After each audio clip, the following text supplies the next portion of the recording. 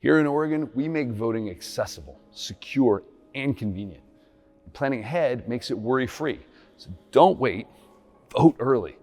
I'm Tobias Reed, your Secretary of State and Chief Elections Official. Oregon, don't let Election Day sneak up on you. Make your plan to vote now. It's simple, and here's how you do it. First, know when your ballot will arrive, know how you'll return it, and know what to do if your plan doesn't go as expected. Read our guide, linked in the caption, or visit oregonvotes.gov for details. Second, return your ballot as soon as you can. With recent changes at the Postal Service resulting in potential mailing delays, returning your ballot to a secure, official drop box is a very good way to go. It'll go directly to your county elections office to be counted, so long as your ballot is in the box before 8 p.m. on Election Day.